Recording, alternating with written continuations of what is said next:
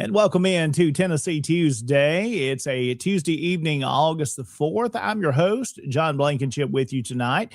For the next hour, we'll be talking SCV-related items, and we've got a special guest. Also, my co-host, Jason Boshers, is with us tonight. We're going to be talking about Sam Davis tonight, and Jason's going to be on with us. Jason's having a little technical difficulty there and dropped off with video, but he'll be back with us here in just a moment as we're into season number 3. This is our second episode, and we're glad that you are with us this evening. We'll start out tonight, of course, with our disclaimer, as we give you each and every time, that the views and opinions that you hear on this show tonight are expressed or solely our own, not of the GEC, the SCV, or any divisions, brigades, or camps. Solely our own opinions tonight that you will hear during this broadcast. And we do thank you for being with us. And he's ready to rejoin us now as Jason Boshers, my co-host. And Jason's videos dropped off a couple times tonight. So hopefully we'll make it through that okay. And we've got a good show tonight planned for you. We'll be talking about the boy hero of the Confederacy, Sam Davis, this evening. So if you've ever heard Jason tell this story, you know what we're going to get to listen to tonight, and you will thoroughly enjoy the history of Sam Davis. It's going to be a good program tonight. Jason, welcome in. How you been, my friend? I'm doing well. Just been a very busy time lately. And have you ever felt like you were playing catch up? And that's what I'm doing, because we had that event today where we'll talk about it in a little bit. The Jeff Davis monument that come from Confederate Park in Memphis. As you know, we had to take it down. There were some issues with it, mostly being, there's risers or steps going up, and they were placed on the sidewalk, which was only 4 inches. So, and it was causing it to sink and to lean. And what we did was we had to take it all back down, because they come and looked at it and they said, well, it's a possibility of the granite popping. And that's what they called it, popping. And what it'll do is just pieces of it will shell off of it. And I'll go, okay. So we took it down. And we had to take all of that area out. Well, we poured the base and started yesterday putting it back up. And today we have it up that base as it was finished. And there's you can see it now. We've got it's up. You have a picture of it up? Yeah. Yeah, let's show. There's one right here that we can show of it. Yeah, there's Oh, go ahead. I didn't mean that. Yeah, there's that's the newest one with some of the group of you guys. Jason, tell me who everybody is. I think we know most everybody, but some watching may not know who that all is in that picture. Well, I'll go ahead and tell you, we have a very good group of men from industrial contractors. Looking at the picture, you'll see on the far left, the man from the second from the left, that's Executive Director Adam Southern. And also on the front row, on the far right, in the tan shirt, right by the guy in the lime green, that's Lee Miller. And you see me standing right behind them. The rest of them are the men that were there that have worked the past 2 days to put the Jeff Davis statue back up. And Jeff Davis is up. And that image, I believe you shared as well. That's is that after the work that's been done? Yes, sir. That was after the work that was done today. In fact, you can see the storm clouds moving in the background. And it didn't rain on us, but y'all know how humid it gets when that happens. This was after all the work has been done. All we're going to do now is come back. We're going to do some cleaning and caulking, and that's it. It's ready.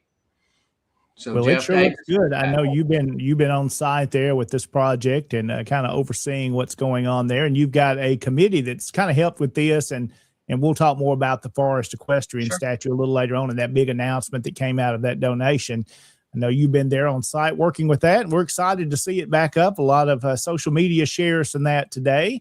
Folks are excited to see the Jefferson Davis Monument back up. It's been a big undertaking, but it's completed and looks good. I'm anxious to see it in person. Yes, it does look good. The foundation was a lot better. What we found out was after we got it down, you could see how unlevel it had become with the sidewalk sinking.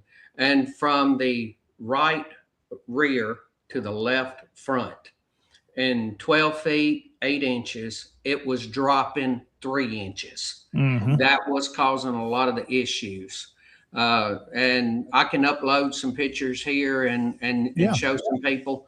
And you can see how tight the gaps are now, because have to say the concrete gentlemen that we work with, the team that we work with on them, they were extremely conscientious of this stuff.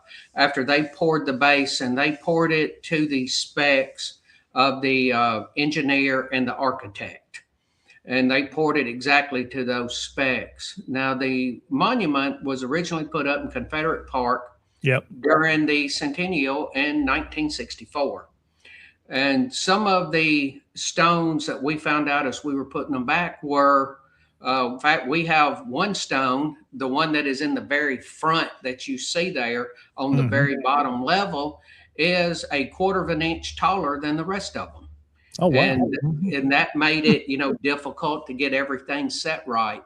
And we had to shim a little bit here and there, not on the bottom, not on the base, but on the next row up, to make sure everything laid out. And then some of them were not smooth on the side that faces up to the concrete. And our concrete guy was very conscientious. He was there yesterday and he was there today. And to get the pieces to lock together very tightly, he was out grinding on the concrete so that things would butt up against everything just like it should. And Jason, do you know the weight of that monument? Well, the monument on top, Jeff Davis himself weighs 500 pounds. The piece that is right below him is 3,200 pounds. The main obelisk that you see underneath him is 14,000 pounds. Oh, wow. The piece that's underneath that piece, I believe they had it 6,200 pounds. Each one of the smaller steps or risers They go about 5,000 pounds a piece. That first run goes 6,800 pounds a piece. So Wow. the concrete base that we have underneath there is a turn down pad at 2 feet. And we're going well below the soil level on there. We took everything out and we went back down to hard soil.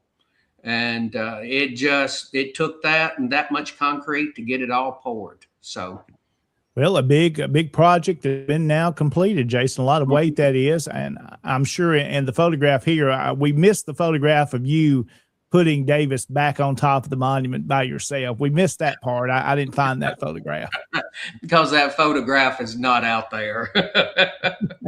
But it was wonderful to see Davis go back up. Yeah, It really was. well, great work, and I know you're proud to see it, and your team there is, and all the guys that's worked on that, the contractor as well. We appreciate their work and efforts to get it done. It looks good there at headquarters. Yes, sir, and they did a very good job. When you come to see it, if you can remember what it was like, because we dedicated it October 3rd of 2020. That was when Larry McClooney was commander-in-chief, and this was his first executive council meeting. And that was when we opened the museum and we dedicated the Davis Monument on the same day. And come now, if you've seen it since 2020 to now, if you paid attention to the seams and how close they were, they're touching now. There are not any gaps. And I want to thank the concrete guy, because he had yesterday, he had 3 of his crew there.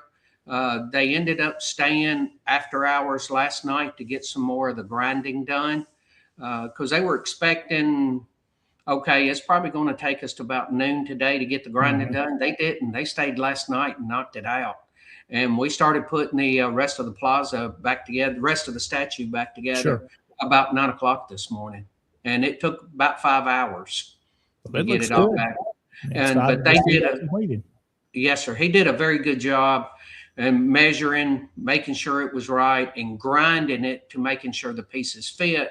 Because we found out that the risers and the statue itself, some of that stuff was, it had a very rough bottom and it was uneven.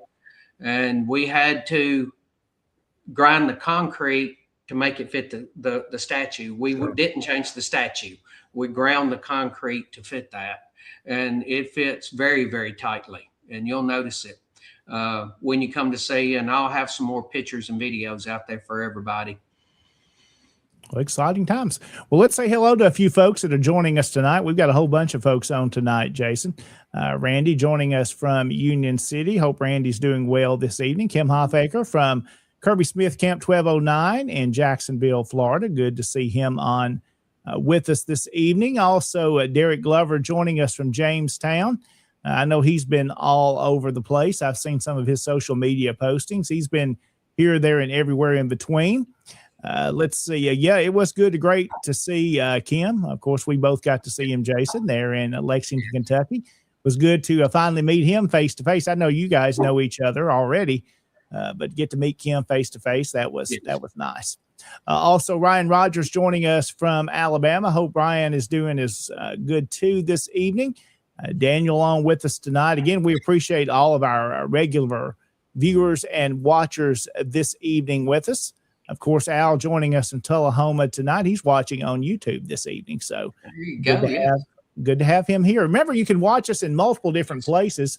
Of course, on Facebook, on the Tennessee Tuesday Facebook page, Tennessee Tuesday on YouTube, as well as SCV Chat on YouTube and Facebook. We are streaming at all of those locations. Again, hello to Chuck Roydhouse joining us from the General Hatton Camp tonight in Lebanon. Hope Chuck is doing well. Lucas Holt also joining us from Smithville this evening in Camp 1513. See a few more. Steve Reed in the one of the newest camps in the Tennessee division, the A. Wilson camp, meeting in Bethel Springs. So good to see Steve on this evening as well. Josh Dowdy joining us from Gallatin. Hope he's doing good as well. My friend Kyle Thompson, Kentucky Division Commander. I am feeling better. I had a stomach virus this weekend. So I'm just fully over that now. I was planning everything to be Saturday where I had to be, and that kind of changed my plan. So appreciate all Kyle did and the great job that happened at Fort Donaldson. Also, past Commander-in-Chief Tom Strain joining us from the Yellowhammer State. And speaking of Yellowhammers, Tom, I know you'll find this interesting. The original Humboldt football team back in the 1920s was called the Yellowhammers. And then it became the Rams and finally the Vikings. So a neat connection there to Alabama. Also, David Daniels joining us from Gainesboro this evening. Congratulations to David, who has been appointed the National Genealogist in Chief there in that position that he now holds. And congratulations to David and a great job he does in genealogy work, and appreciate that entire committee and all the work that they do. Also, of course, we saw Lucas Holt joining us here, Floyd Harvey joining us from Hot Springs, Arkansas. I hope he's doing good at the Keller camp. And Sean Hill tonight. Talked to Sean earlier today. He's in Lewisburg, of course. He's our second lieutenant commander of the Tennessee Division. James Patterson joining us on YouTube tonight from the John R. Massey Camp 152 in Fayetteville. James just recently elected at the National Reunion as the Army of Tennessee commander. And congratulations to James there once again. Let's see also a few more here that we'll get in, and then we'll talk about some other things going on. Jim Collinsworth, of course, is our Tennessee Division chaplain and our camp here in Humboldt. And Jason, he does say here, the Jefferson Davis looks wonderful. The monument looks good. Fantastic job. Chuck, of course, yes, that's a lot of PSI. That's a lot of weight. A lot of weight on that monument. And I know it's going to look good for years to come. And we poured it, in case anybody wonders, you can adjust the PSI on the concrete, and we poured it. It was rated at minimum of 4,500, and we poured it at 6,800. There you go. Yes. We'll be able to take more weight down the road if needed. Yes. Also, David Pope joining us from Camp 87 in Knoxville. Hope David as well will be talking about his program that you watch on Friday evenings a little bit later on. Johnny Jenkins joining us from Springfield, Missouri as well.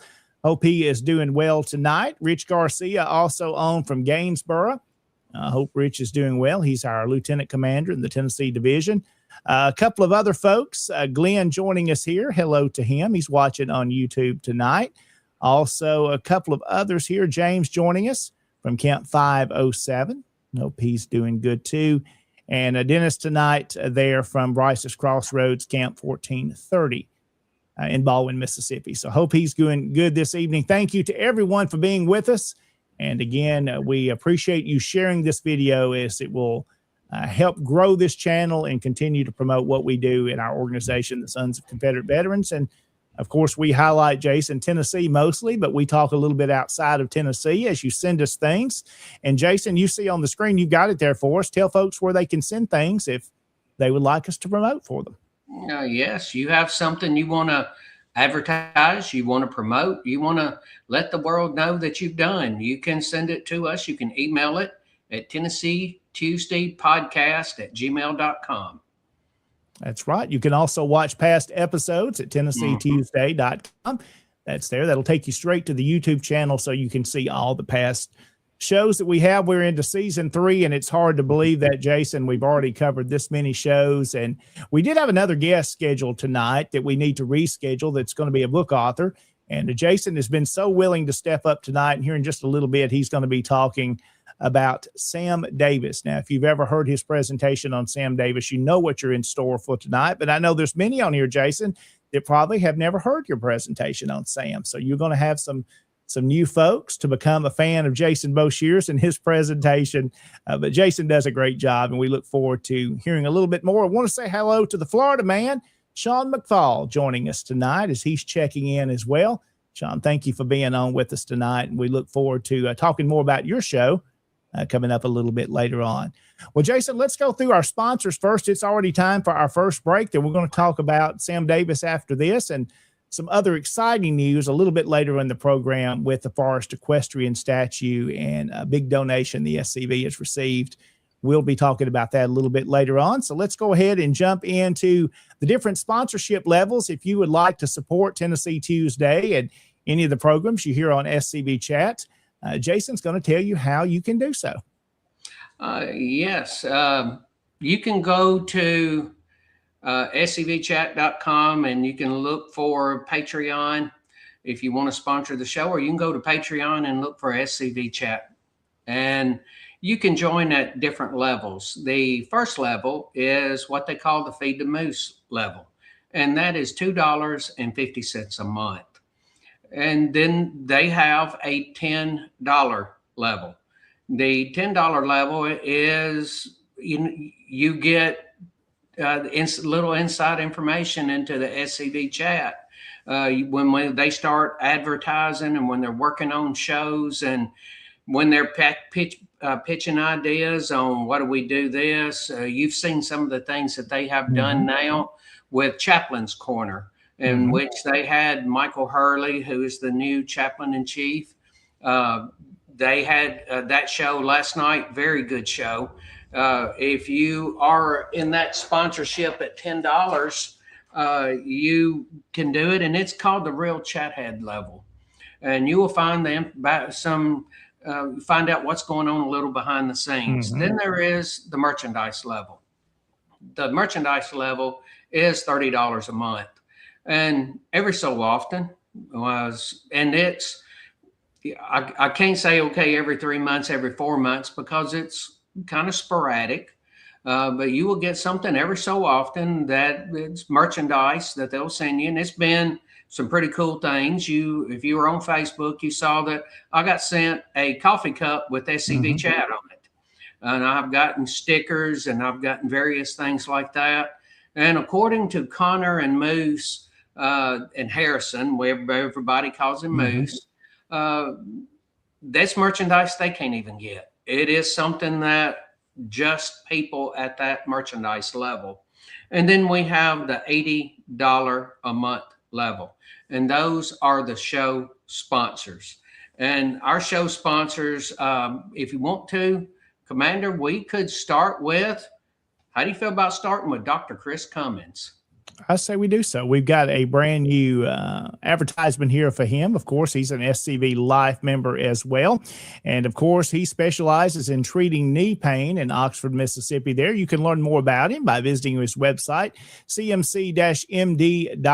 There's his phone number on the screen. Well, Dr. Chris Cummings, go by and see him in Oxford, Mississippi. And thanks to Dr. Cummings for sponsoring, of course, Tennessee Tuesday and SCV Chat. We appreciate him.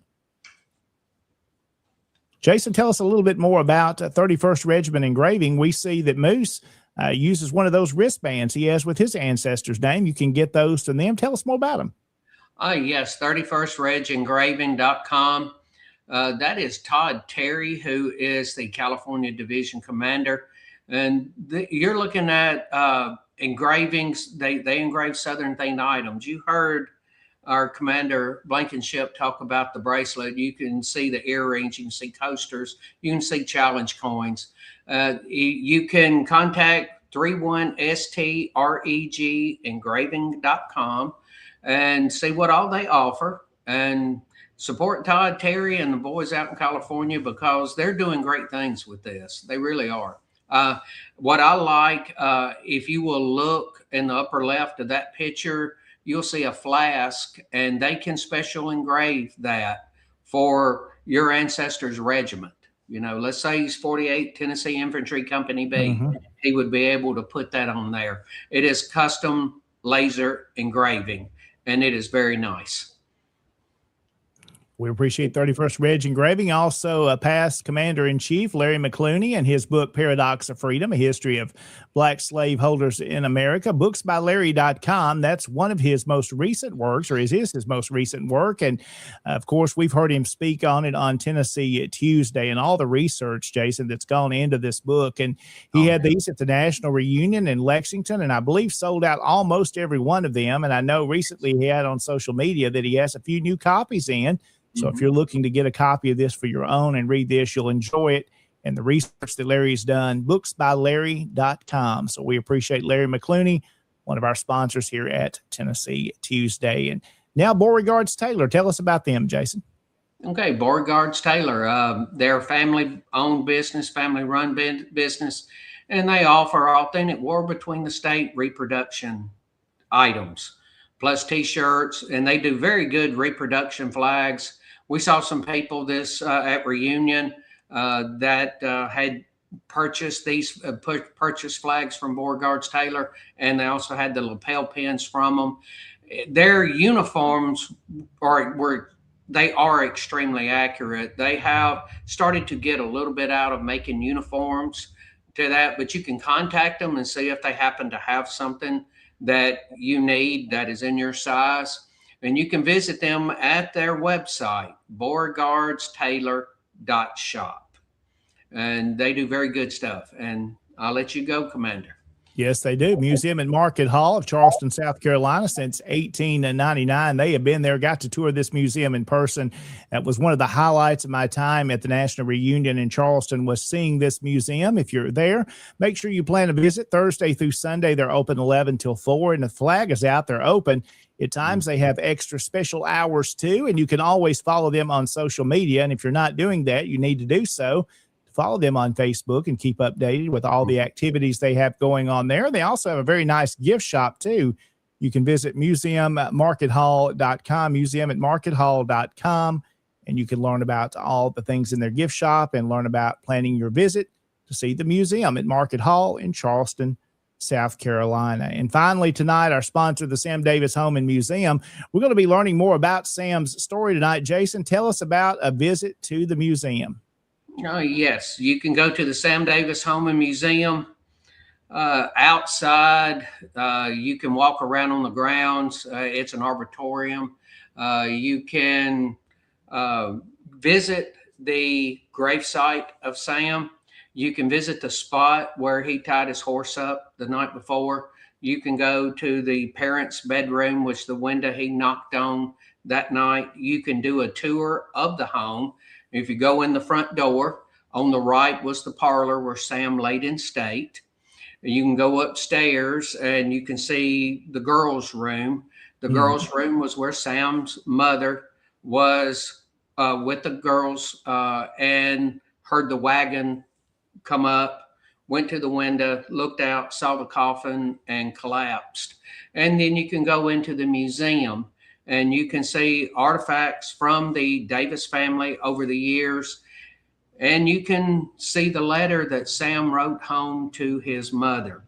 It takes a couple of hours to be able to see all of it. So if it's going to be one of those things, Politically correct are trying hard to take away the heritage of the brave Confederate soldiers who fought and died for their land. But one thing is certain, they can't change history. Those Confederate soldiers were fighting for the same reason soldiers fight today. They were fighting against homeland invasion. We believe that the desecration of the bravery, patriotism, and honor of those men should not be allowed. They were outmanned and outsupplied, but they were never outfought. They were proud men who believed in fighting to protect their dignity, their homes, and their families. If you're the male descendant of a Confederate soldier, we'd welcome you to join with us in the preservation of that heritage. We're the Sons of Confederate Veterans. Check us out on the internet at scv.org or call us at 800-MY-SOUTH. That's 800-697-6884. Sons of Confederate Veterans, dedicated to preserving the reputation of men like Robert E. Lee, Stonewall Jackson, and your great-grandfather. And welcome back into the show this evening. I'm your host, John Blankenship, joined by my co-host tonight, Jason Boshers, and we're glad to be back along with you. It's been a busy few days, of course, at our national headquarters in Columbia, Tennessee. Jason told you a little bit ago about the Jefferson Davis Monument being re-erected there after the construction work and repairs had been made. Something I know Jason's been a part of is, Jason, you've officially, I believe, headed up this committee with the Forest Equestrian Statue and Forest Last Ride, I believe is the official name for it here. The SCV has been raising dollars to re-erect and reconstruct the plaza that was at Forest Park in Memphis, which is now the site of the General and Mrs. Forrest that are buried on the Elm Springs and the property there in Columbia. And we have all the parts. The equestrian statue has been done and completed, and we've been seeking donations, and the SCV just received a very generous donation this week to get us really close to getting this complete and getting this going. Jason, I'm going to let you talk more about that, and when you're ready, we'll share the photograph, and you can share about the individual. Yes. I was contacted about a week and a conversation. And, you know, there had been conversations about, well, how much is it going to cost to put it up? You know, when all of this first started, they were saying it 150, 200. Mm-hmm. Then they were saying 250 to 300. Now, during this time, you're talking from the time that Forrest was disinterred. So when they were talking about moving them there, and remember, we buried them in September of 21. So it has now been 5 years. It's hard to believe that it has been 5 years. Flown by. And at that time, they were saying it was going to be 300 or more. Well, we and people have been very generous in what they have donated. We had managed to raise, if you came to National Reunion, you know, over the years that they had raised just shy of $200,000 for people contributing to this. So we knew that we were still a ways from being able to afford to do it. And then the 21st Century Confederate Heroes came along. Mm-hmm. And the first point of the 21st Century Confederate Heroes was to take care of the banknote that we had on us at that time. Well, the banknote, we had very generous donors that stepped up and took care of the banknote. And then the focus is going to be getting the Equestrian Plaza up. So all the one people that have joined the 21st Century Confederate Heroes have contributed to that. Mm-hmm. Well, we were at National Reunion, and we had right before National Reunion, we received the architectural drawings. Now we have a set of drawings. There's 17 pages of drawings. They're the architectural drawings, the construction drawings, and the civil drawings, which is having to do with the sidewalks coming up, the walkways, everything having to do with that. So we have 17 pages of drawings. I know that there was some talk, because I was not in the business session. You know, I was out helping the SCV, the Bluegrass Brigade, Sure. Put this on. So I wasn't in, so I didn't hear everything that was said in the business session. I was asked about it afterward, and people saying, well, we have architects we have all the architects done. Okay. We received all the architectural drawings on April 27th. On April 29th, we started sending out bid packets, and we started out with 5, and we asked for those 5 to have us bids by May 31st. Okay. Mm-hmm. So we sent them out at the end of April. They were going to have a month to get them to us. 0 bids. Nobody submitted any bids. We did not get our first bid in until June 10th. Mm. And that bid it shocked us. Okay.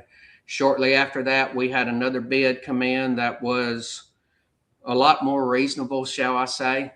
And it was still more than they were telling us. And when we had the architects there and we had the engineers there, we had the surveyors there. Remember, we had the ground surveyed 3 different times. We brought in ground penetrating radar. We did everything we could to make sure that everything was as it should be. And they were saying, well, it's going to be a $500,000 project. They did that because of the amount of ground that we're going to need to move. We're moving what is essentially the size of a football field full of dirt. Sure. And we have to move it.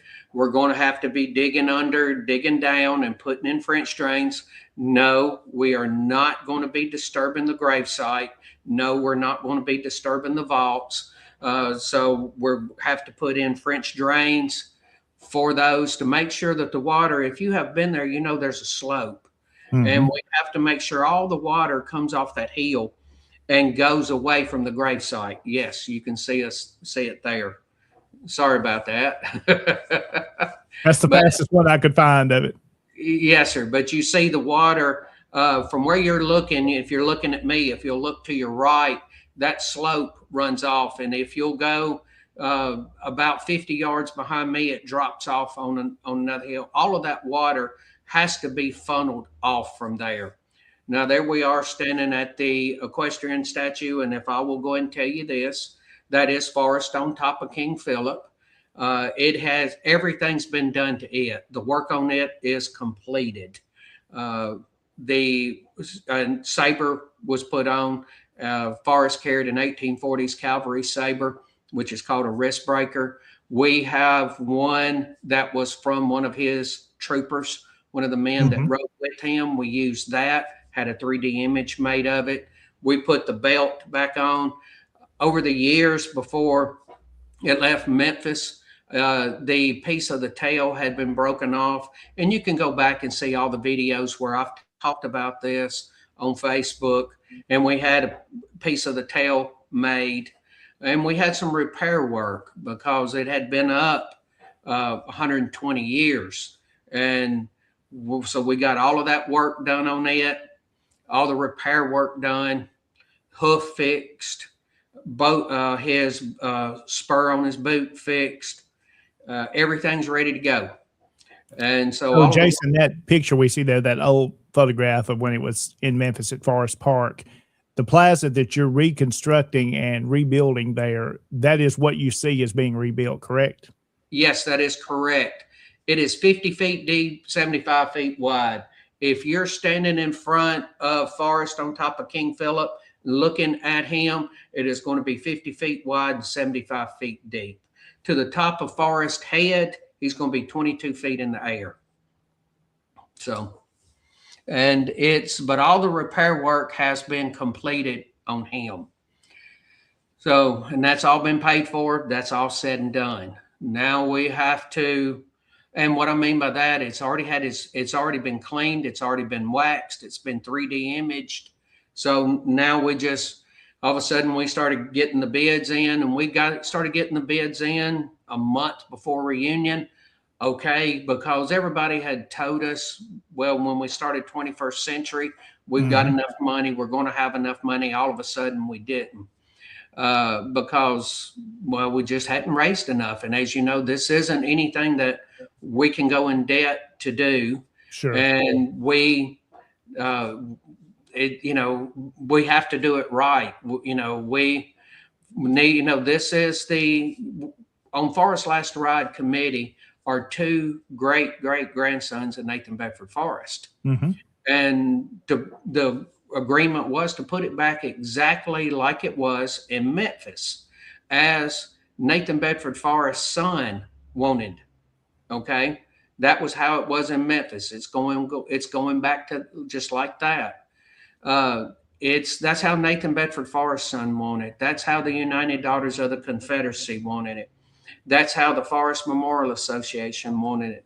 So we're putting it back exactly like it was. And we were talking to people and get a phone call.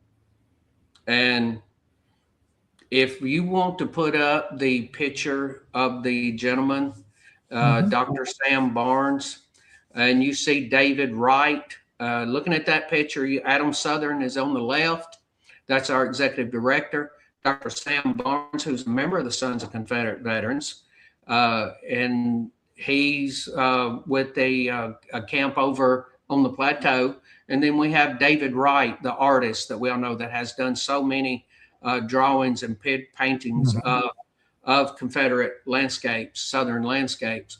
And they contacted and said, okay, what do we need to finish this up?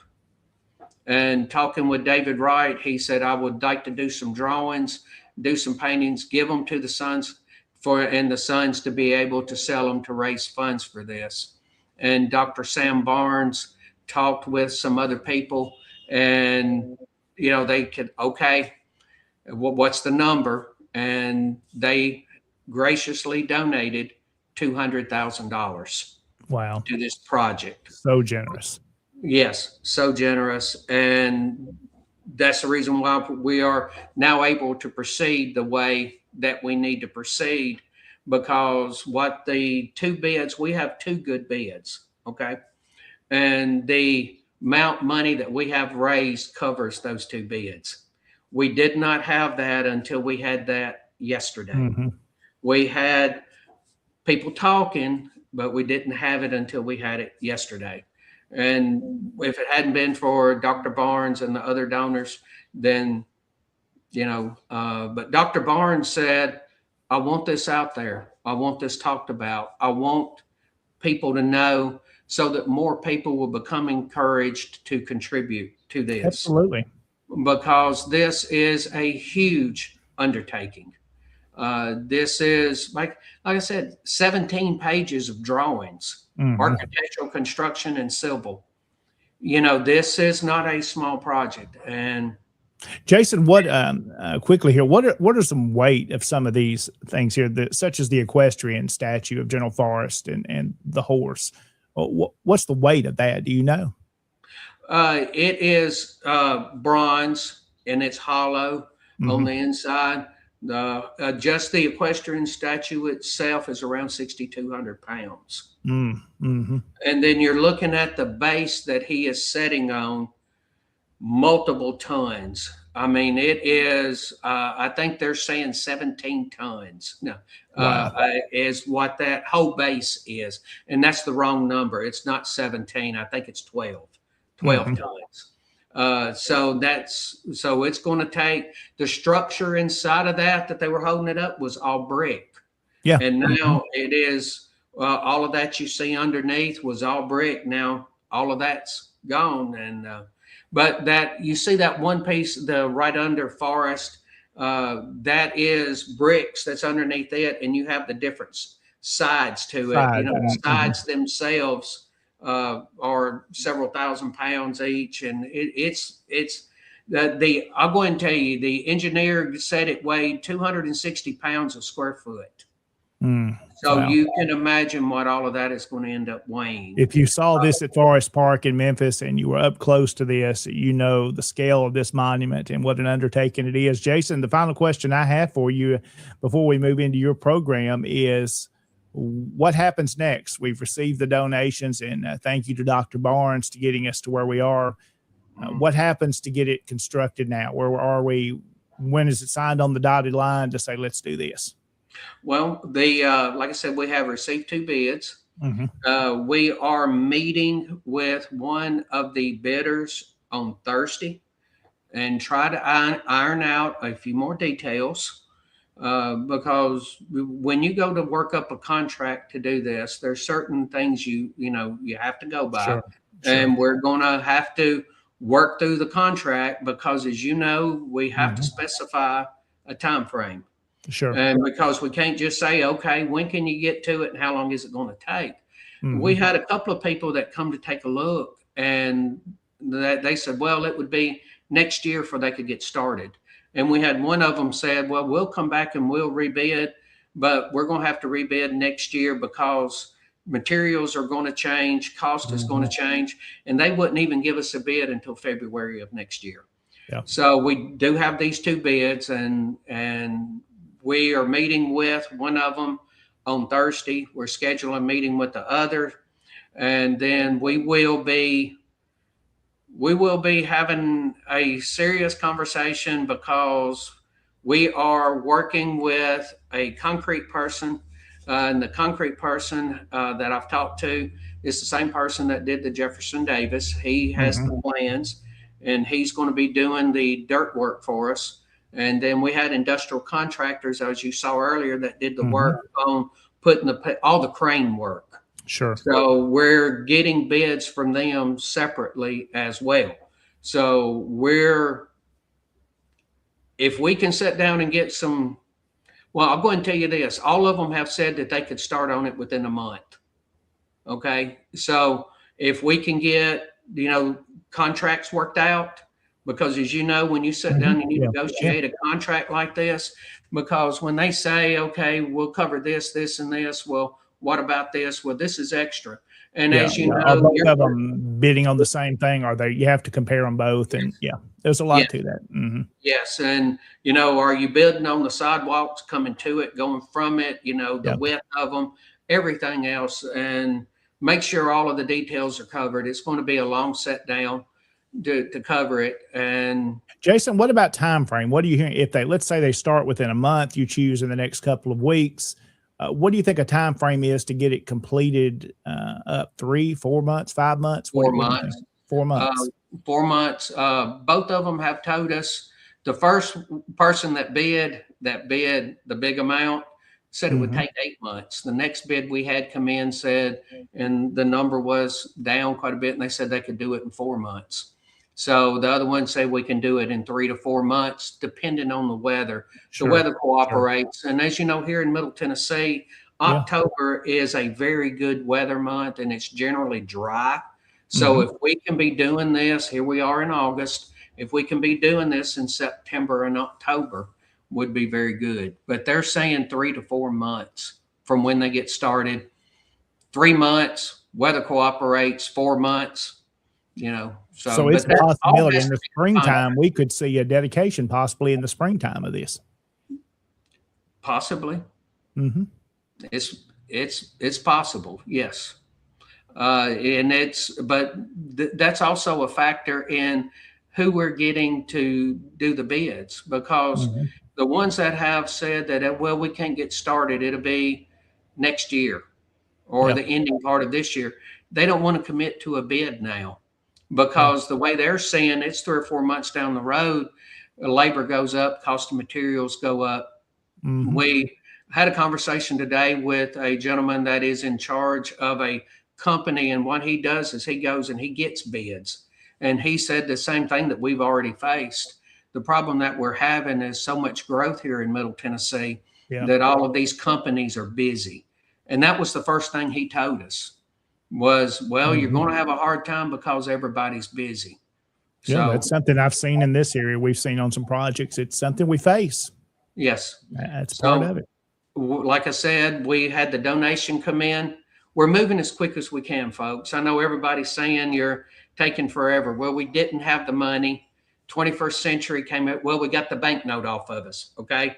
Then we got 21st Century come along. We're getting the money. Then all of a sudden we had to go through all of the engineering drawings, get all of that. We got that done. And remember, we're doing this with the goal of there's no debt to this to have this completed. It'll be paid in full. Zero debt, no debt. Pay for it as we go, not going in any debt. So we get, so we ended up getting the bids, and the bids are this. Well, we don't now with this gracious donation that came to us on Monday. We're meeting with the contractor. We got Jeff Davis up because at that time we were obligated to get Jeff Davis up. We got Jeff Davis up. Now we're meeting on Thursday with a person that has submitted a bid, and a good bid. And that means that we're sitting down and we're ironing out details. And when we do that, it'll go to the Forest Last Ride Committee. And I'll tell you the people on the Forest Last Ride Committee. Sure. It is Ed Phillips, who we all know was the attorney for the Forest family when all of that happened in Memphis. Plus, he's been judge advocate in chief. We have Lee Miller, who has been involved in all of this that happened in Memphis all the way up to now. And Lee's heavily involved now. He's on this committee. He was there. You saw him in the picture earlier. He's doing a great job. Then we have the 2 great grandsons of Nathan Bedford Forrest. We have our most recent past commander-in-chief, Mr. Walter D. Donnie Kennedy, and we have our current commander-in-chief, Mr. Tony Griffin. And so all of them have seen all of this. So we're going to go through all of the bids, pick them apart as we have to do at this time, and see which one we like, and then we'll take everything to the GEC. The General Executive Council will be making the decision. They will vote on the bid. They will select the bid. Yes, it is not me. It is not the Forest Last Ride Committee. Our job is to vet all of it, make sure we have everything right, all of our T's crossed till our I's are dotted, as the man said one time. So we have to make sure that we get all of that in order, and so we can present to the GEC, and we will present all of the bids to the GEC. Okay. And to let the GEC make their decision. Well, good work, Jason. Appreciate all you're doing and the committee is doing, and we look forward to seeing this project completed. Let's do this. Let's take a quick break. We're going to come back, and you've got a presentation on Sam Davis coming up next. We'll be back right after this. There is a place nestled in the rolling farmland of southern Middle Tennessee. A home constructed in 1837, nearly lost to the ravages of war. Saved by a servant and a Confederate general. A place where families loved and lost. If walls could talk, what stories could be told? If a place, a home, can feel love, loss, pain, surely this is one of those places. Nearby is a more recent structure, and inside are the stories of heroes and heroines, stories of battles won and lost, stories of sacrifices made by the people of its native soil. A place that will tell the true and complete story of the Southland and the war fought for its freedom. From the causes that led to the conflict to the modern-day struggles to protect Southern history. Historic Elm Springs and the Confederate Museum at Elm Springs are the general headquarters for the Sons of Confederate Veterans. A place where the story of the Southland and its historic struggle is preserved and told. Come and discover your history. And welcome back into Tennessee Tuesday. It's Tuesday evening, August the 4th. I'm John Blankenship, your host, along with our co-host this evening, Jason Boshers. And Jason, we do want to mention before you get into your program, Danny Langston, who is the Lieutenant Brigade Commander for the Memphis Brigade. Danny is having some health issues, and I know Mark shared an update a little while ago. Danny is still having some issues and is in ICU in Memphis. So our thoughts and prayers continue with Danny as he's got a long recovery ahead, and we'll be sure to share with our membership, of course, updates as that comes along. But remember in your prayers this evening, Danny Langston, who is the Lieutenant Brigade Commander for the Memphis Brigade. So I know he would definitely appreciate your prayers this evening. So, Jason, we're going to talk about the boy hero of the Confederacy. If you're from Tennessee, you probably know who Sam Davis is. You've probably seen his monument on the grounds of the Tennessee State Capitol.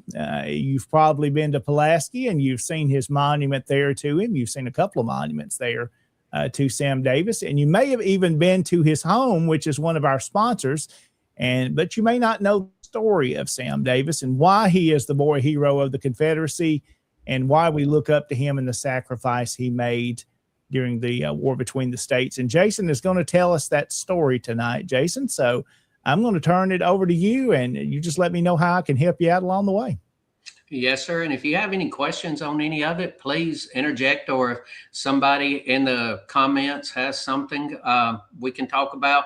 I would like to take a step back for just a moment and want to say that I want to thank everybody who has made donations and contributed money, time, effort into everything that we're doing there, from our museum, from the artifacts that are inside of it, to the people who have made donations for the Jeff Davis monument, and of course everything that everybody has done for the Forest Equestrian Plaza.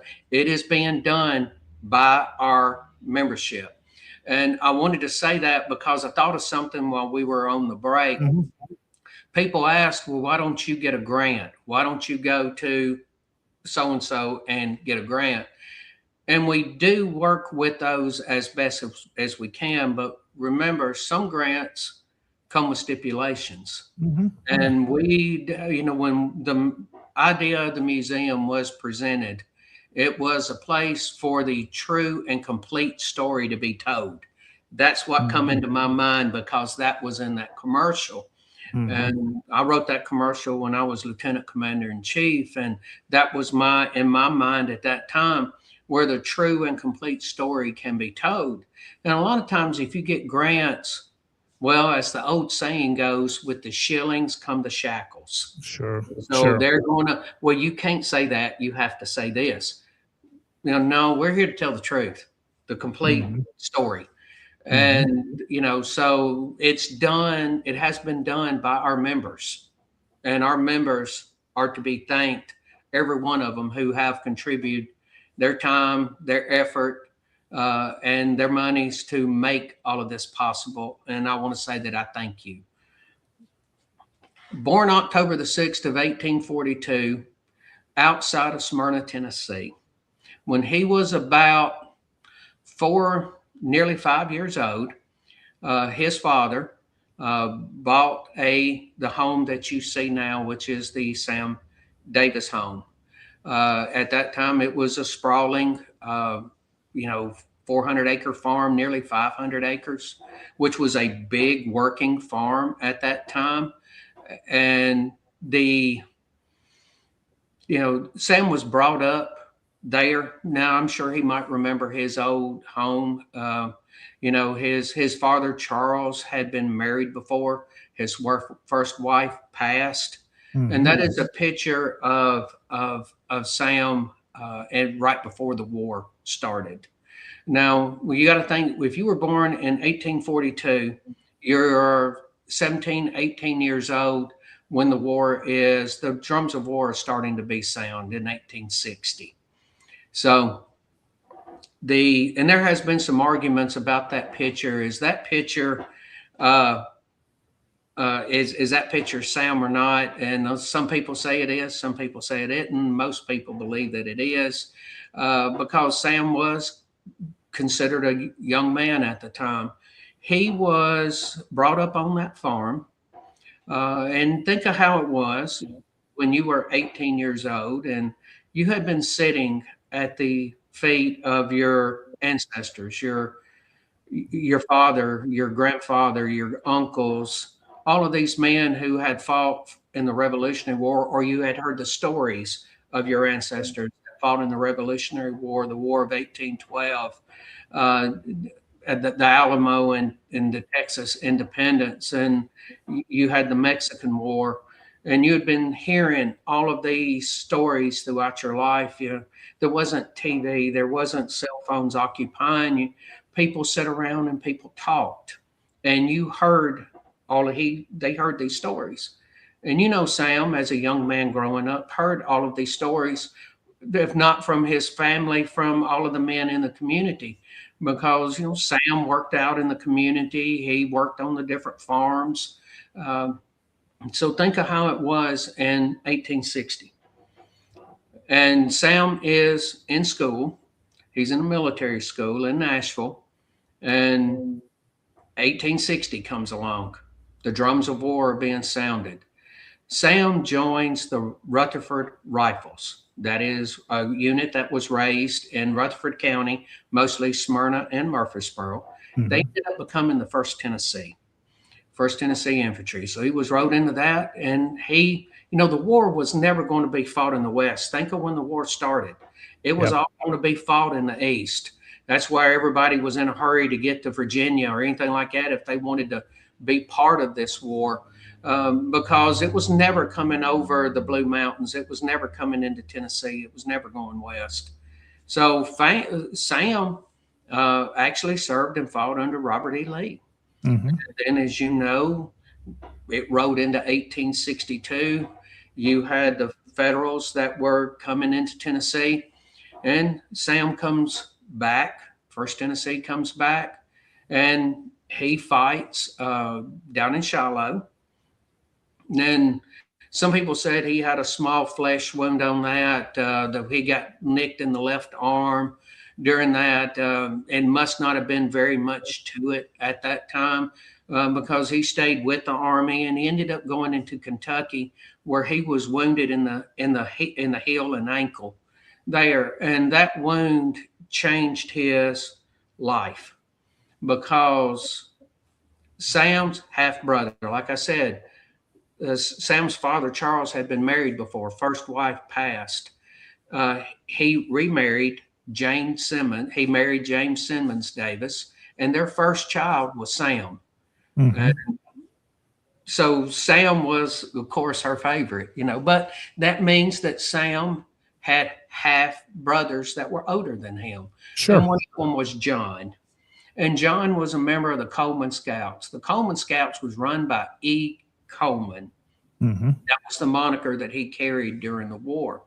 And John knew Sam, knew his character, knew he was a good horseman. And as you know, if you were a scout, you were the eyes and the ears of an army on the move. And that's what he was. And he knew that Sam had the mentality and the skills to be able to handle that.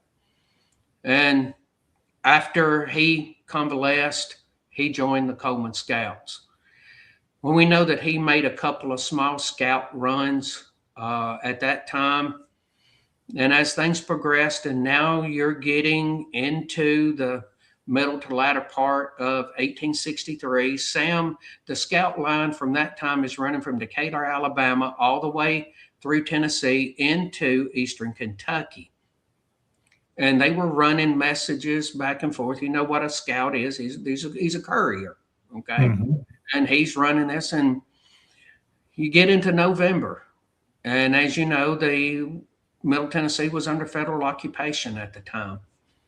And they had some paperwork that needed to be moved.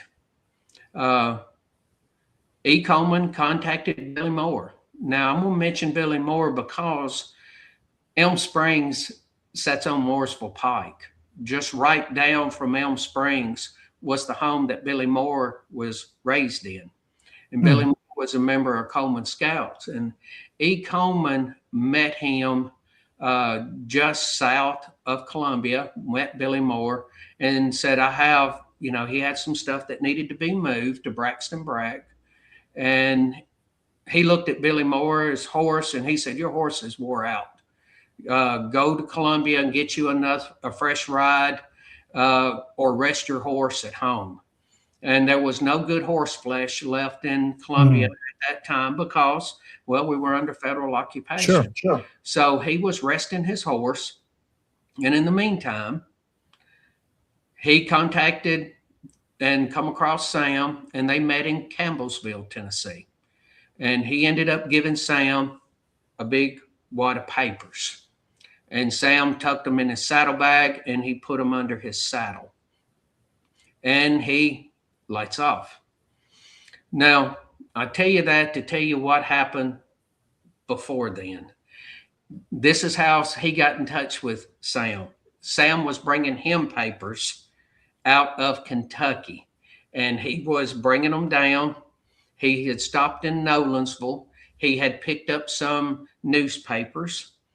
When he left Nolensville, he was going to be near his home. He went to his home, arrived there during the night, which was under federal occupation. You're looking at the night of the 18th, November 18th of 1863. He arrives there during the night, early morning hours, ties his horse, and that's what that's a good picture of the Sam Davis home before before it turned into an arbitorium or however you pronounce that word. But he tied his horse up onto the left where you see the house. If you look to the left, there's a big rock that's sitting there with a large oak tree. And Sam tied his horse up to that rock, and he come up to the parents' bedroom, which is on the left side of the house, and he tapped onto the window. And that'll give you another idea of what the home would have looked like in the early 1900s. I think that's late 1800s is when they dated it with that one, I believe. Yes, it's late 1800s. And he tied his horse, went up, tapped on his parents' bedroom window. They let him in. His mother fed him. His father fixed his boot. His younger brother, Oscar, some Federals had been fighting around there, and he ended up finding a Union overcoat. And it was a blue Union overcoat. He brought it home because it was wintertime. Okay. You're talking November of 63. And he brought it home, and Sam's mother dyed it brown with walnut hulls. And we know that's the case because the overcoat is in the collection of the Tennessee State Museum. It was preserved by the Tennessee Division Sons of Confederate Veterans. Sam Davis's boot and his overcoat. And we'll get to the boot in a little bit in the story. This overcoat, a forensic analysis was done of it. It was a blue Union overcoat that had been dyed brown with walnut hulls. That's important to the story. Yeah. He goes and speaks to his siblings, kisses them goodnight, and rides off into the night. That is when the next day he meets E. Coleman, Henry B. Shaw. He meets him. Yes, that's the overcoat. And he meets him, and he gives him the paperwork, and he starts heading toward Decatur, Alabama, and he goes south of Pulaski. Now, remember, they traveled some during the day, but they do a lot of their traveling late evening, during the night, and into the early morning. During the middle of the day, they're not out much, especially because they knew federal patrols were out everywhere. And they had already put out notice because they knew Coleman scouts, E. Coleman and his scouts were already doing a very good job of running and getting information to the different armies, and they knew of them. And so he stops during the early morning hours in Minor Hill, and he is resting under a plum tree. And two men rode up dressed in Confederate uniforms. That's important to the story as well. They talk to Sam. They convince him that he needs to join the Confederate Army and that he needs to come with them into Pulaski. And he starts down the road a little bit with them, gets the sense that something is wrong. And according to what the Confederates that I was talking about, the two men rode up wearing Confederate uniforms, according to what they said in the court case, he spurred his horse to take off. One of them grabbed the reins on one side. The other one grabbed Sam's arm as he was trying to pull his pistol. And Sam had just got captured by the 7th Kansas Cavalry, the Jayhawkers. They were federal soldiers dressed in Confederate uniform. They even said that during the trial, and we'll get to that in a little bit. So they take him on into Pulaski. They're towing him through town. Hey, we got a spy, boys. We got a spy. We're fixing to have a hanging. We got ourselves a spy. And this was on the evening and the afternoon and early evening of November 20th.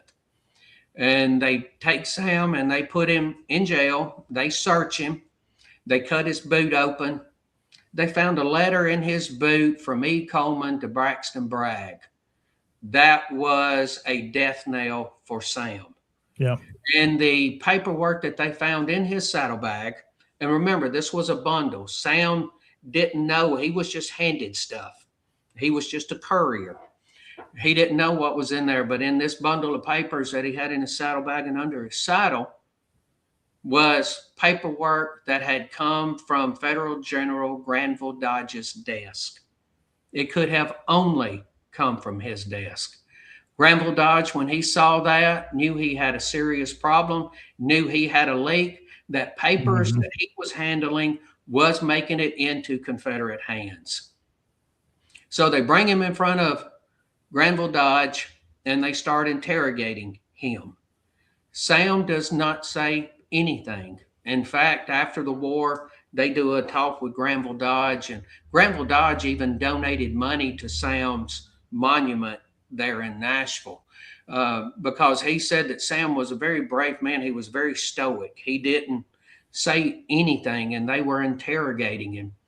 And they take him and they put him in the jail. Okay, this is the Giles County Courthouse. The jail is still there. So they take, and that is from November 27th. That is the day of the hanging, and we'll get to that in just a moment. But that is the Giles County Courthouse on the day that they were going to hang Sam. And what they did was they put him in the jail, and come to find out, other members of the Coleman Scouts were already in jail. One of them was Henry B. Shaw, Mr. E. Coleman himself. Mm-hmm. He was acting kind of half crazy and acted like a snake oil salesman and all of this stuff. He didn't act like anybody who did this. When they captured him, when they saw him, they didn't know who it was. He had all of this fake paperwork on him, and they thought he was just a Confederate sympathizer, half crazy snake oil salesman, and they put him in the jail. Also, Billy Moore had been captured. And the time that he had been resting his horse, he got his horse rested for 3 days. He had met up and had gotten some more paperwork, and he got captured.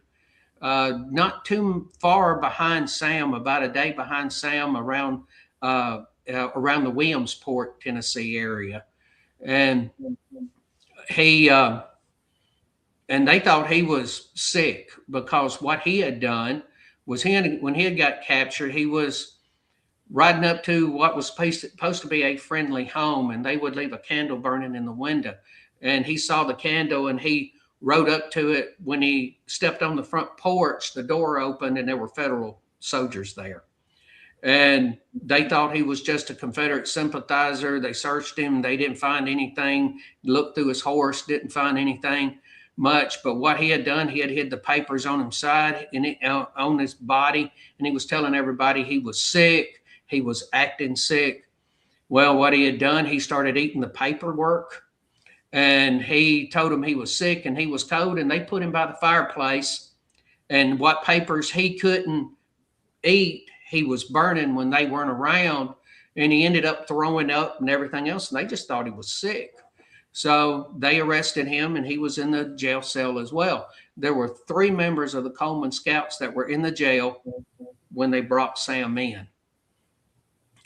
And the Federals did not know any of them were Scouts or members of the Coleman Scouts. And the Federals took another person that, another Federal soldier, dressed him up as a Confederate, pretended that he was captured, and was put down in the jail cell with them, because he was there as a spy to listen what they were saying and they were doing. Yeah, hopefully they would talk. And during the trial, he said, or during one of the interrogations right before the trial, he said, these men don't even know each other. So you had 4 members of the Coleman Scouts who had all rode together, who were acting like complete and total strangers. The only person that they had anything on was Sam Davis, and he had very bad paperwork on him that, but they kept interrogating him, They were even going down and interrogating him in the jail cell in front of everybody. Imagine being Henry B. Shaw or Billy Moore or Mr. Brown, and you're sitting there, and all he's got to do is turn and point, because they were asking, who's E. Coleman? You got this paper, E. Coleman. Where is E. Coleman? Who is E. Coleman? And then they started making, I'm just going to say it, offers that a lot of people would take. And one of them would be, Sam, tell us everything we know. We know you know it. Just tell us. And we'll give you paperwork and you can leave. If not, we're going to try you as a spy. We will find you guilty, and we will hang you. He didn't say anything. In fact, the spy that was put down there said that most of the time Sam sat on the floor in the dark with his head in his hands. not speaking or saying anything to anybody. He was interrogated like this every day, brought up, sent back down. Now we're taking, like I said, he was captured on then. So now let's move forward to the day of the trial, November 26th, 25th and 26th.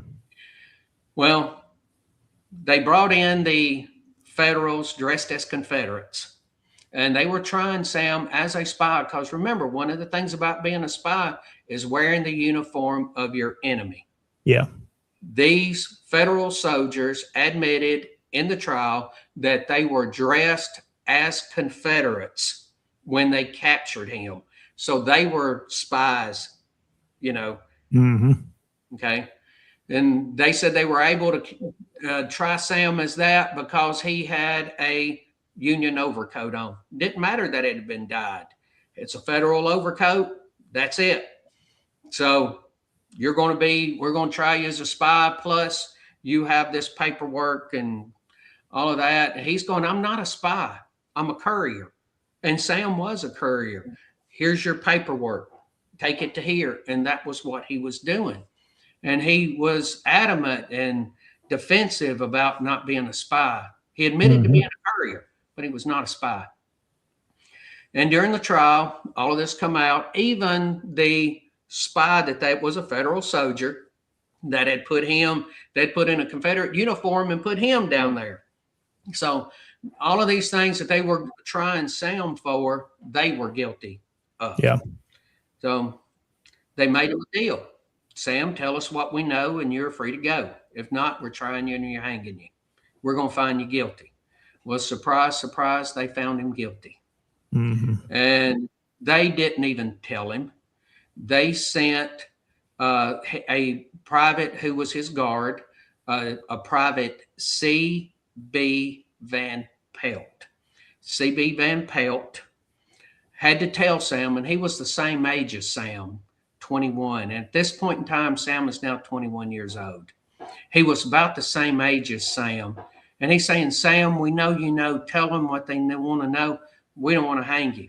We don't want to hang you. You don't want to go through this. You don't. And Sam, no, he didn't say anything. Yeah. And then they sent Chaplain Young. Chaplain Young, he was at 81st Ohio as well. He come in and he prayed with Sam, tried to talk Sam out of it, and then prayed with Sam. And Sam asked if they could sing on Jordan's Stormy Banks, which was his mother's favorite hymn. And they sung on Jordan's Stormy Banks. And it was said that when they started, they were the first, I'm going to say, phrase into it, that everybody else in the jail was singing along with them. Yeah. He got a piece of paper from Chaplain Young and he wrote a letter. He cut some buttons off of his coat, off of his vest, and he gave those to Chaplain Young as well. And I gave him the letter, make sure that you get the letter. And the next night, Sam spent that night alone. Everybody, can you imagine E. Coleman and all them knowing he's going to hang tomorrow? Yeah. When all he had to do, because they said, tell us and you can go. About 9 o'clock in the morning, and this is November 27th of 1863, Friday, November 27th of 1863. About 9 o'clock in the morning, the Federal drum started being played, and it was the Death March. They come up to the Giles County Courthouse of the picture that you saw earlier. They load Sam on the wagon, and he sits on his coffin. They had shackled his hands and his feet. They started the ride up, which is a quarter mile east of town, to the next hillside where the gallows had already been set up. That is the museum there. The gallows were just to the right of that. There is a stone that is in the ground that shows exactly where Sam was dropped. So they ride there. Chaplain Young is riding with him. Before he rides off, Sam turns and looks at the jail, and those men of Coleman scouts are looking out the window at him. And remember, all Sam had to do was go, there's E. Coleman, there's Billy Young, and point these men out, and he didn't. Can you imagine them sitting in that jail for 6 nights? Mm-hmm. Sam's fate, their fate was in Sam's hand. And, how could they feel about him? To know that what he was going to, because he had already said, I'm not afraid to die. He had already said, they said, well, we're going to hang you. I'm not afraid to die. And they take him east of town now. He's riding with Chaplain Young, and Chaplain Young asked him how he's doing. And he said, well, my boot's hurting. And where they had cut his boot open, when they shackled it up, they just tightened it up as much as they could. And it was hurting where they had cut it open. And Chaplain Young took a knife and opened it up to make him a little more comfortable. The Federals had formed a hollow square on top of the hill around the gallows that opens up. The wagon comes in with Sam on it. Sam gets off. They take his coffin off and they set it on the ground. And Sam sits on it and he starts doing something that is very Southern, which means he's starting to talk to the guards that are around him, which is one of them is C.B. Van Pelt, where they're just, well, how's the war going? Well, and then they tell him, and he goes, well, I guess the boys are going to have to fight the rest of the war without me. And he had resolved himself to what was going to happen. Yeah. Captain Chickasaw. And Captain Chickasaw was one of the men that interrogated Sam the hardest and the most. He rode up on Sam's horse with Sam's guns over the pommel. And he hands him the paper, reaches out with the paper and says, tell us what we need to know. You can leave right now on your horse. This is your paperwork to make it to our enemy lines and go back home. You can go home. And at this point in time, we know he said it this time because multiple people heard him say, I had rather die 1,000 deaths than betray my friends. Multiple people heard him say that there. Yeah. It was also said that during the interrogations that he said that as well, that I'm not a spy, I am a courier, I will not betray my country and my cause. But we know he said at that point in time, I will not betray my friends. He looks at Chaplain Young and he goes, I'm ready. So they take Sam up the steps on the gallows. They change his shackles from in front to behind his back. They put a white sack over his head. They put a noose around his neck. And about 10:20 on Friday, November 27th of 1863, they dropped the gallows. The fall does not break Sam's neck. The life is choked out of him. It takes him 15 minutes to die. Men are watching this and turning around, walking away. He's in death's agony, twisting and turning. They come up after he's dead and cut the rope, put him in the pine coffin, and they take him to Maplewood Cemetery, where he was interred with the other Confederates. On a morning paper dated December the 4th of 1863, Sam's parents read, the Federals have captured and hung a Confederate spy by the name of Sam Davis. That's how his family found out. They get John Kennedy, who is a caretaker on the farm. He's 27 years old. And they get Oscar, which is Sam's younger brother, who's 17 at that time. And they load a wagon up and they send John Kennedy to Pulaski to try and retrieve Sam's body. Well, they have to go to Nashville to get paperwork and buy a coffin and they get paperwork. They start heading south. They come through Columbia. They're stopped there. They have to get more papers because those papers only extended so far south, and they had to get another set of papers to continue on. They get those, and they arrive down in Pulaski late in the afternoon, and they go up to the provost marshal. And the provost marshal did not want to see them. He was, what are you doing? Why are you here bothering me? Who are you? And all of this. And John Kennedy comes up and tells him, he shows him the papers. I'm here, and I'm here to retrieve the body of Sam Davis. And the provost marshal, John Kennedy, writes this. The provost marshal, he says his expression completely changes. Every federal in the room, his expression changes. Their demeanor changes. He gets up and he walks around the desk and he shakes John Kennedy's hand and he tells him, please tell his parents he died like a hero. He was a real man. So I'd like to retrieve the body in the morning. That's what John Kennedy said. Am I going to have any issues? Provost Marshal said, no. If I have to give you a whole company of men, you will not have any trouble. Next morning, they start to disinter. John Kennedy writes that men start gathering around. Federal soldiers are going around hat in hand, asking, can we help you?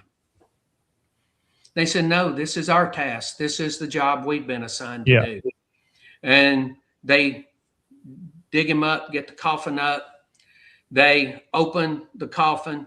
First thing they check is the lining of the jacket, of the vest. He had a vest on. And his mother had also made him a vest, and she had this calico lining that was in it, and matched this, in case you can't tell, match this to the vest. Yeah. And they did, and they matched it, and it was a perfect match. And then they took the veil off, the white sack that was over him. And Oscar said, oh my God, Sam. He was black, but you could still see all of the features. Yeah. And they knew immediately that it was Sam. They put Sam in the coffin, and they started back. Now it's 100 miles in a wagon from Pulaski to Smyrna on using the roads that they had then. It was, of course, new roads have been cut different places. Yeah. Roads they had then were 100 miles. So they started back, and they get to Columbia, and the Duck River had flooded. And they had stopped the ferries running across. And John Kennedy stops the wagon. He goes down, talks to the guard, and the guard just turns around and snaps at him. What are you bothering me? No, that's flooded. You're not coming across. And John Kennedy says he looks back and he sees the wagon with the coffin on it. And he looks at him and he goes, don't worry, we'll bring it across. They brought the ferry back. And at this time, John said that he had walked back to the wagon and said it was completely surrounded by federal soldiers. And he knew he was going to be, remember, he's traveling in enemy lines with Sam's body and 17-year-old Oscar, his brother. And he walks back and he gets the reins and he's going to start forward. And one of the men stopped him. He said, no, sir, we know who you are. We know what you're doing. You just get on the wagon and ride. We'll get you down. And John says they help guide the wagon down. They take the ferry across, and it's as steep going up as it was going down. And he said every man put a shoulder to the wheel and pushed it up all the way up the slope with the horses. And he said he turned around and every man was standing there with his hat in his hand. And he said he heard one of the men say, God will hate us for what we did. Wow. And they come on back, but they didn't go straight to Smyrna. They didn't go to Sam's home. After that long of a ride and everywhere that they had been through, John Kennedy decided that it was better to take Sam into Nashville and have him prepared. Because at this point in time, Sam had been dead 3 weeks. Sure. And no, there's no embalming. And you know what happens with that. We're not going to get into it, but we can imagine what that would be like. And they prepare the body, and they put it back in the coffin, and then they go to Smyrna. They go to Sam's home. And we've all watched all these old Westerns, and you hear the old wagon wheels as they're riding on these old dirt roads. And on the ride up, Sam's mama hears the wagon, walks out, looks down from the girl's bedroom, and sees John Kennedy and Oscar in the coffin, and she collapses. They bring Sam inside, and he is laid in rest in state when you go into the home, it's the room on the right, it's in the parlor, and he lays in state there for a week. The stench was so bad that they had to throw away all the drapes, curtains, carpets, any kind of fabric. But there was a letter. Remember the letter that I had mentioned that Sam wrote? Mm-hmm. Well, Chaplain Young had been good to his word. He had given all of that to John. And John gives it to Charles Davis, the father. And he reads it, and then he hands it to the wife. And imagine reading this in your own child's handwriting. I know so many parents out there know their child's handwriting. Yeah. And they look at it in their handwriting, and you read, "Dear mother and father, I regret to tell you that I have to be hung tomorrow by the Federals. Do not grieve for me. It will not do any good. I do not regret to die." And then he passes a little bit farther down, and he says, "Tell the kids to be good and tell them that I will miss them." Then in the PS, he goes, "Mother, father, do not forget me." Pulaski is in Giles County. He tells them everything that he has left in this letter for them. And Sam's mama did not forget. Sam's father did not forget. Sam laid in state there to December 26th.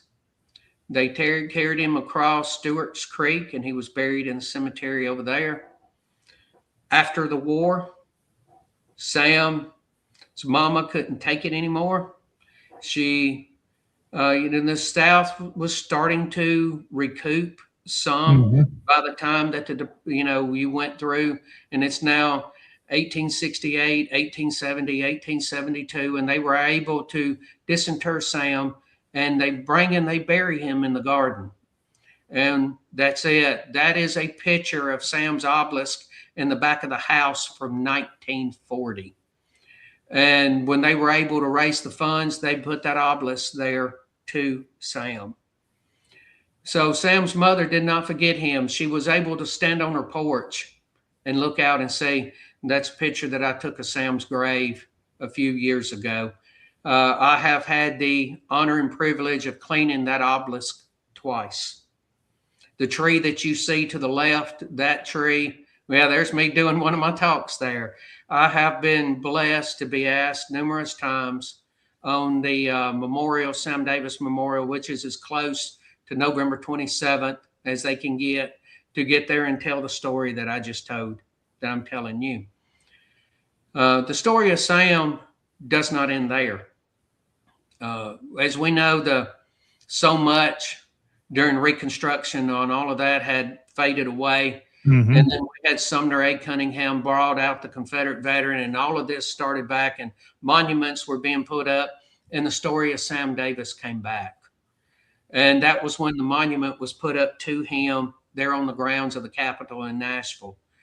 And a monument was put up to him at his capture site in Minor Hill, Tennessee. And of course, on the courthouse square in Pulaski is a monument to Sam Davis. So Sam's story did not end there. Sam's story is still alive and well. You can go to the Sam Davis home and you can hear the stories. You can see the story, the letter that I told you about, they have there. And they tell the whole story of everything that the property has gone through. And the property, the tragedy that that has happened at the Sam Davis home did not end there. Several years back, Blue Angels pilot Jeff Coos, flying there, flying around and getting ready for an air show. He had a major catastrophe that happened. He was a very brave man. He rode that plane. He kept it from going toward the school. He kept it from hitting the Sam Davis home. He rode it so far to the ground that by the time he ejected, it did no good, and he still was killed. But the plane crashed there in the backfield behind the Sam Davis home. Shook the house violently, as you can imagine. But he rode it completely out of danger, and it didn't cause any harm other than Captain Jeff Coos lost his life. So that is one of those places that has experienced love with all of the family that has been there, and it has experienced tragedy. And if you get a chance, go and visit the Sam Davis home and learn the story of Sam, because it is still there because of Sam. Absolutely. Wow, what a wonderful story to hear you tell. And it's such a sad story, but how he has truly, Jason, become somebody that we know, especially in Tennessee. You're a historian as well. You read through these articles, especially in the early 1900s when his story was really revived, as you said. Yes. How SCV camps, UCV camps all across the state. Humboldt had one named for Sam Davis. Here, how important his story was. And this was sent to me just a moment ago in a message. We talk about some of the story. This image came out several years ago, Jason, in a book, I think it was back in the early 80s, that's labeled Samuel Davis. Have we ever determined for sure whether we believe that's him or not? That's one of those pictures that keeps being up in discussion. Some have said it is, some have said it's not. The picture that you showed earlier showed in the uniform that was not. Some will say that's Sam. Well, if you look at that face and you look at the other face, they're different. Yeah, they are different. You know, they argue which one is Sam. In this image, in this daguerreotype, is it his half brother that's pictured with him? Yes, that is supposed to be Sam and John. Supposed to be Sam and John. That was at the very beginning, at the very start of the war. They said that was actually when Sam was in military school. And that was when he was taken when he was 15 or 16. Wow. Was what some people are saying. No, the war hadn't started. That was him in military school. And then somebody said, no, it's close to this. People are going to argue that kind of stuff. But some people say that the picture with the great big hair, and that's what somebody was calling it, that big poof hair. Somebody says it is him, and other people say, no, it's not. That is one of those things that the family has pictures of Sam, and the family, the Davis family, the descendants, they still come there and they still visit, and they have family reunions, and they have pictures of Sam. The first picture, a lot of these images they share on the Facebook page for the Sam Davis Home and Museum that the family has contributed and loaned. Great photograph collection, great story. And again, Jason, as you said, if you've never been to the home, you need to make you a trip to Smyrna and listen to that story.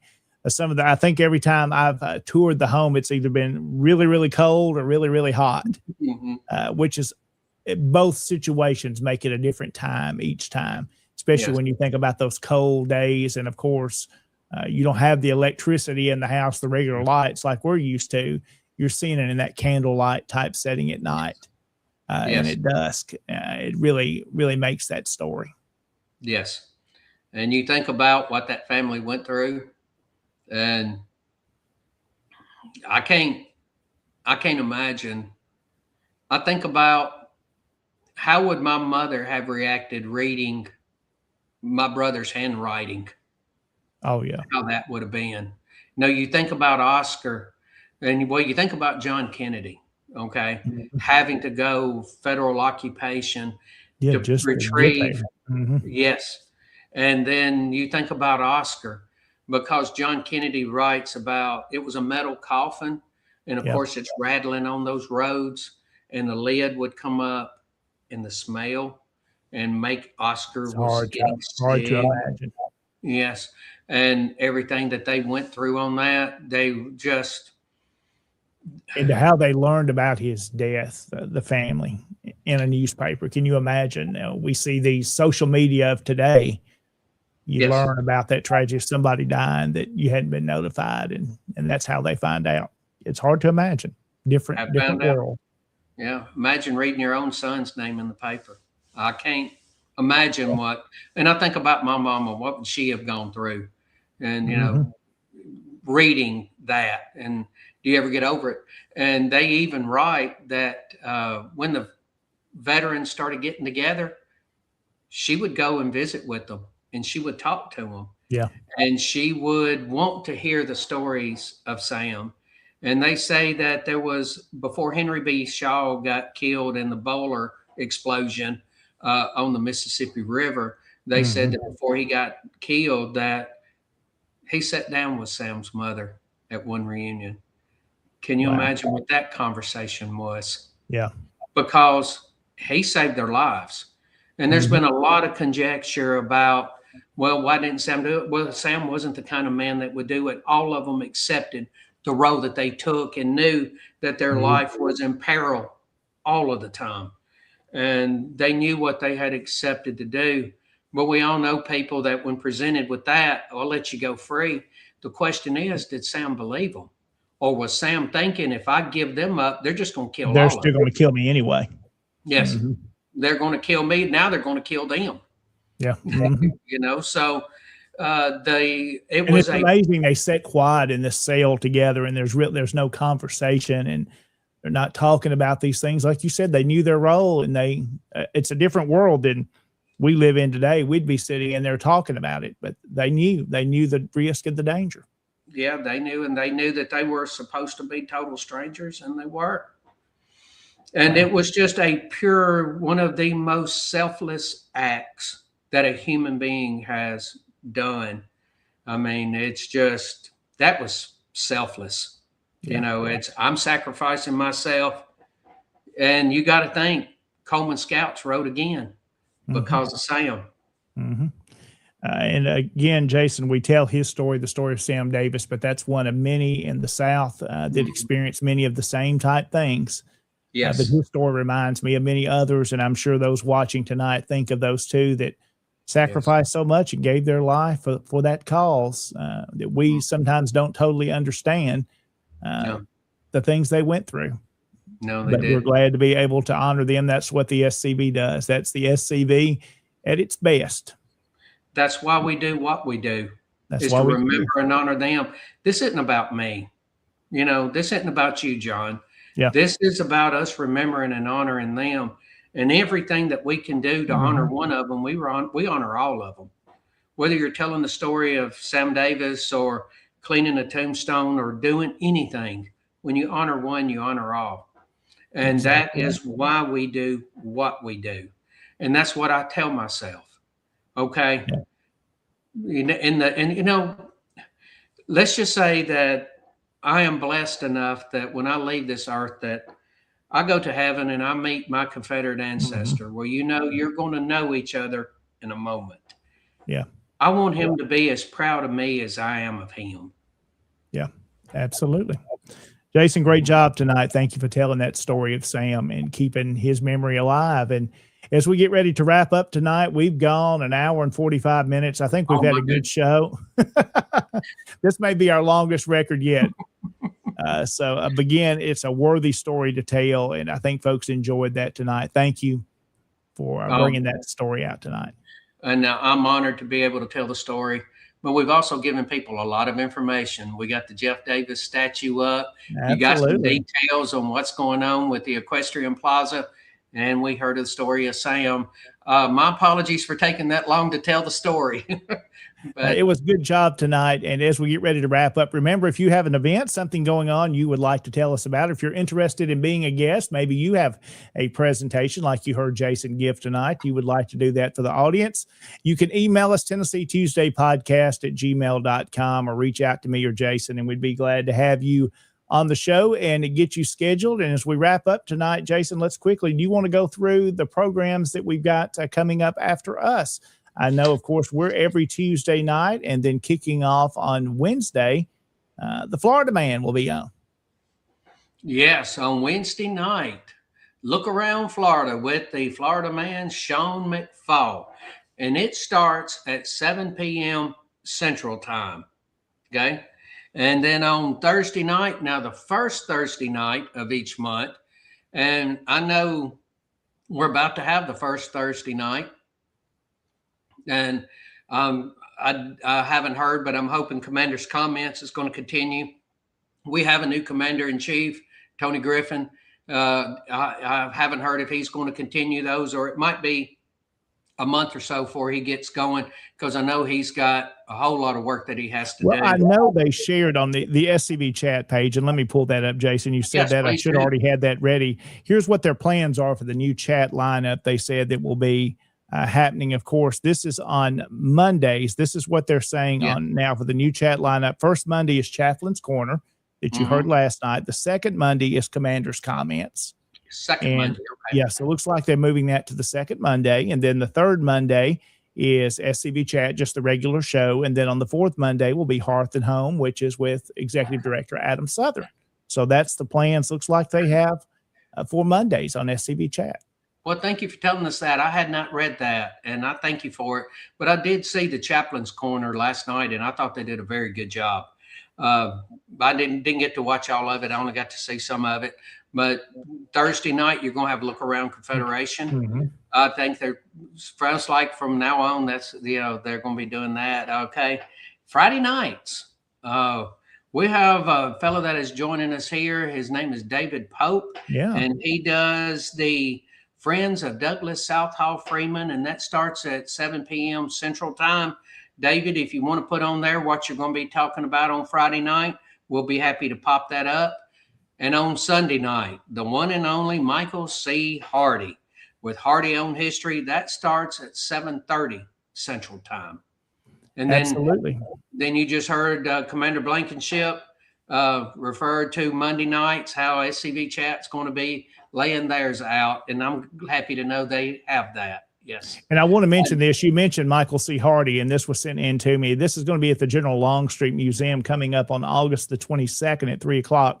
Michael Hardy will be joining them there for an afternoon on history. So if you've ever seen any of his presentations, either during his show or in person, you'll thoroughly enjoy that. And that's at the General Longstreet Museum just outside of Morristown in Russellville, Tennessee on August the 22nd. So that'll be a good time with Michael Hardy.